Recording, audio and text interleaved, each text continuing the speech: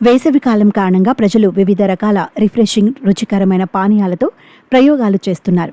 ఈ వేడి కాలంలో తప్పనిసరిగా తినవలసిన పండ్ల జాబితాలో పుచ్చకాయ ఖచ్చితంగా అగ్రస్థానంలో ఉంటుంది. ఈ ప్రయోజనాలు ఉన్నప్పటికీ పుచ్చకాయ మరియు పాలు తీసుకోవటం మంచిది కాదు. ఈ రెండు వస్తువుల మిశ్రమాన్ని చాలా మంది వేసవిలో తాగుతారు. దీనిలో పాలు, పుచ్చకాయ అది చాలక రుహాబ్జా సైతం కలుపుతారు. ఈ పానీయం రుచి అద్భుతంగా ఉన్నప్పటికీ కొంతమంది ఈ పానీయం తాగిన తర్వాత కడుపు నొప్పి మరియు అసౌకర్యం వంటి సమస్యలను ఎదుర్కొంటారు. పుచ్చకాయ తిన్న వెంటనే పాలు తాగడం మంచిది కాదు, ఎందుకంటే ఇది జీర్ణక్రియకు సంబంధించిన సమస్యలకు దారితీయవచ్చు.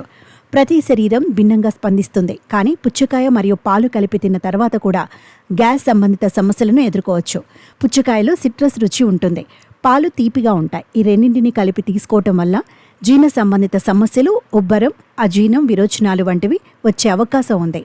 పుచ్చకాయ, పాలు అలాంటి కాంబినేషన్లోకే వస్తాయి.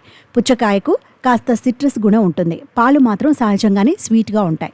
పుచ్చకాయ తిన్న వెంటనే పాలు తాగితే కడుపు ఉబ్బరం, అజీర్తి, లూజ్ మోషన్స్ వచ్చే అవకాశం ఉంది.